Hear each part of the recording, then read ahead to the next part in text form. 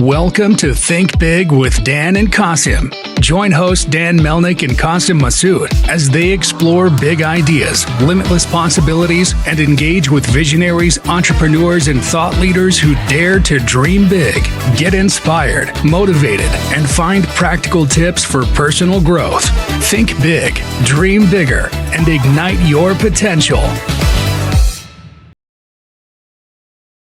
All right, welcome back, everybody. Our guest today is Kiriti Acharjee. Kiriti, please tell us where you are in the world and what you do for a living. So I'm in India currently right now. To be very specific, I'm in Bangalore. I'm a co-founder of a D2C, which is the verb we use in India, direct to commerce or direct to consumer, of a feminine hygiene brand where we are trying to build and create the category of reusable period underwear in India, followed by Southeast Asia as a market predominant. Amazing. So can you tell us a little bit more about kind of your background and what led you up to creating this brand? Like, what problem did you see out there in the market that led you to creating this product and brand? So before starting the brand, specifically in 2019, I was working with Amazon, Amazon India, Amazon World, right? And then I've seen how the brands have grown across the countries, across the demographics, right? And the one of the traits which I've seen is that any good brand solving a bigger problem in their demographic with the best product and the best price or the marketing strategy has grown very fast and in a very different direction, right? And now a consumer in India with the access of internet, they are ready to try different products. They are ready to uplift their life cycle and the status quo. And I think if you're trying to solve a very niche problem or very specific problem with a good product, there's always a chance to build a brand upon it. I've seen this use case in India specifically where the women, 99% of the women are still using sanitary pad. They're hesitant to use the menstrual cup while a lot of adoption has been done to a lot of brand. But I think there's always a third world where people don't want to use sanitary pad or the menstrual cup. They just want to be as a normal underwear, right? And what we have seen in the western part of the globe where Things of the World or Modi of the world, specifically Things has done a great work in US, right? But Indian context, no brand was there, or the brand which was selling in the market were having not the right product or the great product. So we have seen a gap where we can launch a product where the product is good, even though we have started with a very high premium price to test the water of the market. And slowly what we have seen is people are okay to adopt the product. Obviously, it's a long journey. We are just 4-year young brand, I would say. And then the category which we are in is already 40, 50 years old, where the brand which have established in the market, both in marketing and distribution, we are trying to be there, right? So by offering a good product. So that's how the journey started in 2020. We launched the product and currently we are doing good in the market. That's awesome. So, and I see on the website you sell on a few different marketplaces online. What's kind of the breakdown between, how much business you're doing through Amazon or some of these other marketplaces versus how much you're doing direct to consumer straight from the website? So our predominant market is India, right? So we sell 97% of my sales come from India only. And then currently we are just active in Dubai or the UAE market, right? And which is around 2 to 3%. And those 2 to 3%, 100% comes from Amazon UAE, right? Out of 97%, my direct to website or the D2C website gives almost 50% of the market share, right? So you can say almost 48-49% of my entire business comes from my own website, and then rest of the 47-48% comes from different marketplaces, Amazon, Flipkart, and then there are a few other marketplaces. But if you compare only the marketplaces, I think Amazon is the biggest market contributor as of now after our own D2C website. That's awesome. So what kind of channels do you employ for your online marketing? Are you doing anything like more traditionally with just digital ads on Google and Facebook and Meta and things like that? Or do you have a big social media presence? What is your general kind of go-to-market strategy, to drive more direct to consumer versus, what you're doing through the obviously Amazon ads and, optimizing your Amazon sales is one thing, but curious how you've been able to sustain such a high percentage of selling direct right from the website through your marketing. So we have taken a very different route when we started because the demand was not created. The people are not searching in the Google, right? So if your chances of building a brand becomes easier if there's already a demand created in Google or YouTube or Meta, right? So while we are a category which is still being created, for first couple of years we only relied on Amazon ads, and then my 80% of my marketing spend went to Amazon ads. So first 1 year we just did 90% of Amazon at 10% of the social media marketing. And gradually, currently, we spend only 0.7% on Amazon ads. So you can say it's nil, right? So the entire sale is organic sales driven through the social media marketing, right? So my 60% of the marketing is driven on category creation and building awareness through influencer marketing, through SEO, right? And then 40% of the marketing is split between Meta and Google ads, right? Which is driving the sales funnel. So there is one funnel of awareness, then one funnel of conversion. So what we have seen is if my awareness is good, my conversion is also good.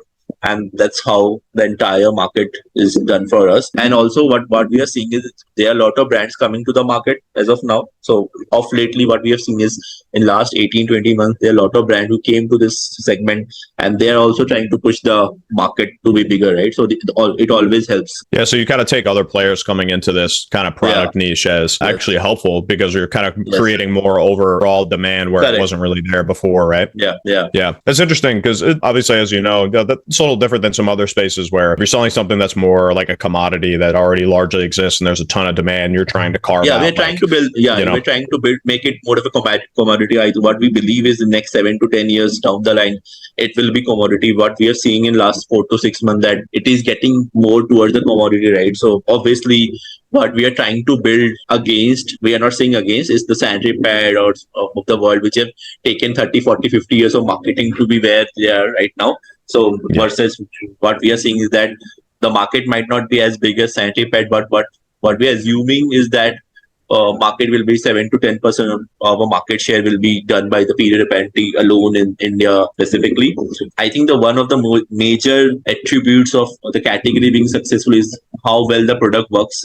And second is, can the product be a massive product, right? So if you see globally any product being built as a commodity is for two reasons. One, the GDP per capita or the people expenditure is increasing and people having the affordability to buy the product, which is mass of the people in India or globally want to buy the iPhone because it's not because the iPhone has become less expensive. It's become people's affordability to buy has increased. And secondly, is the product really well, right? So there are two things. So one thing is uncontrollable. We cannot control the things is that how people affordability will increase.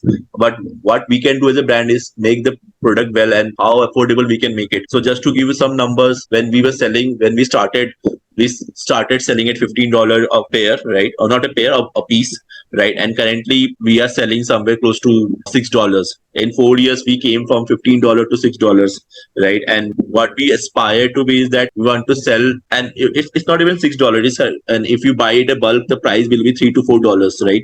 So we want to sell somewhere close to $3, $2, right? So it becomes affordable for the masses, right? So and once the product becomes mass friendly, then the real trajectory starts. Yeah, that's awesome. And how were you able to take it from going from having to sell it for $15 a piece to getting it down to almost $5? What did you employ to make that happen? I think a lot of know-how has been built upon the product, right? So when we started with obviously from the China of the world, right?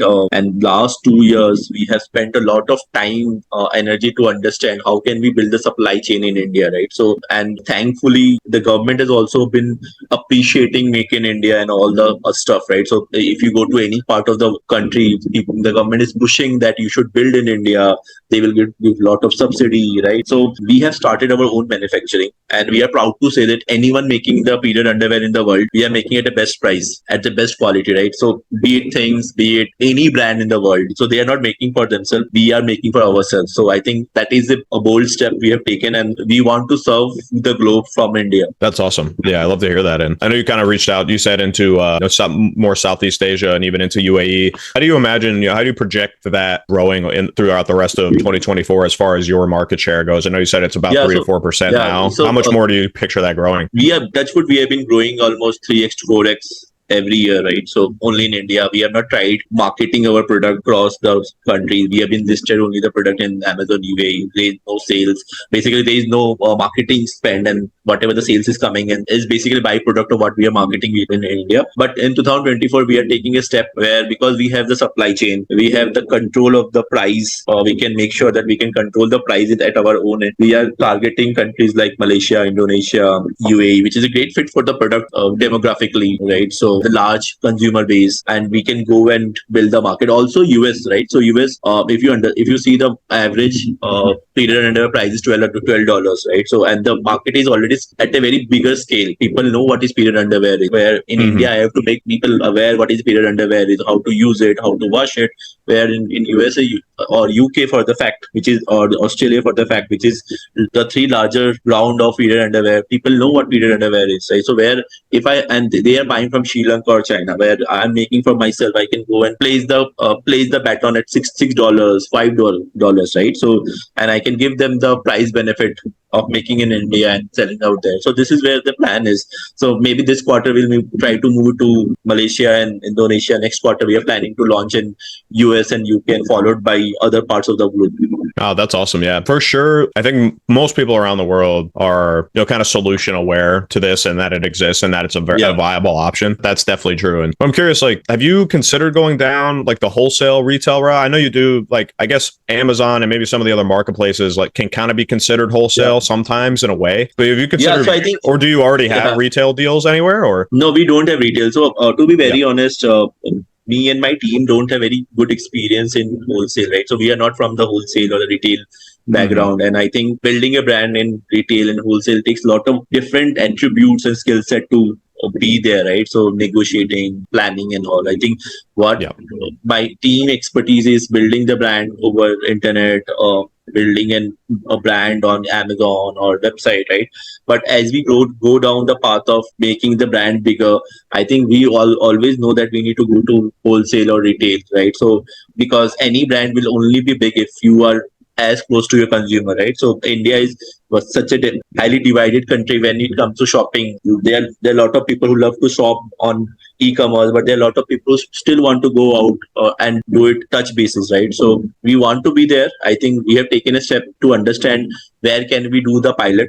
We will take one demographic, whether it's Southern India or whether Eastern India, try to learn and try to do some mistakes, obviously, by launching. And then next financial year, will be hopefully even more retail places in India specifically. Yeah, that's awesome. So let's say one question I always like to ask everybody that comes on the podcast. So you say the company's about 4 years young. So surely, obviously, you've learned a lot during that time. If you could go back to the first days of the brand where you really just first took it from an idea to actually, selling the first product. If you go back and give yourself one piece of advice, what do you think that piece of advice would be if you could give yourself that back then? I think a lot of advice, right? I think not one piece of advice. I think there are a lot of advice and a lot of things when I look back, and I think we didn't knew, and it could have helped if we knew, right? So one thing is that I can always, so the branding is such a good exercise that any brand cannot say that they are still in the mind of the people, right? I think we could have, so the logo which you are seeing currently right now is not the logo what we started off, right? So I think we took almost 2.5 years to understand the logo which we are selling, or the brand logo is not getting into people's mind. I think design aspect, brand creativity aspect is something I have learned, or we have learned in 4 years, and that is something I'll take it back if I start any brand today, right? And I say, okay, you need to work on your logo or your brand name, right? My brand name can be shorter, right? It can be 4 to 5 words, right? So these are things I would take back and say, if any new entrepreneur is coming, I would say try to make it under 5 letters, right? Try to make it more nuance based, right? So that is something as a learning I'm taking back. But now I think people started talking about us, like people are writing in Google, so you can understand if people are writing about HealthFab or not, because it shows in your ad library, right? How many people are writing, how many people are searching. So I think now we'll be in a good space, and we can build upon it. Yeah, that's amazing, man. That's awesome. And I think that is really good advice I think we have a lot of entrepreneur listeners on the podcast. So I think that is good advice for anybody looking to start something new, like maybe in this kind of space or even not. I think it's good advice either way. That's awesome, man. So I also just want to give you a quick opportunity to just be able to shout out the website, where people can find you if somebody listens to the podcast and maybe is interested from the US or maybe somewhere where you're not currently selling, but I know you plan to be maybe, a few months from now. So let people know how they can stay in touch with the brand. And so we have own website, healthfab.in, right? So I think maybe you can keep the link in the podcast or somewhere, right? Yeah, so for sure. I can write it down here, right? So we are pretty much available in healthfab.in, and then we have our Insta page, healthfab.in again. So we are available. Anyone can write to us through that thing, and then we will reply hopefully next couple of hours, right? So that is how we try to reply faster to anyone writing to us. Awesome. That's awesome. Well, Kiriti, I just want to say thank you for coming on. I really appreciate all the insights. I think this is a really exciting space, and I think there's a ton of room for growth for you. So I just want to wish you the best of luck and continued success. Thank you. Thanks for coming on. I really appreciate it. Thank you. Thanks, Kiriti. Thanks, everybody.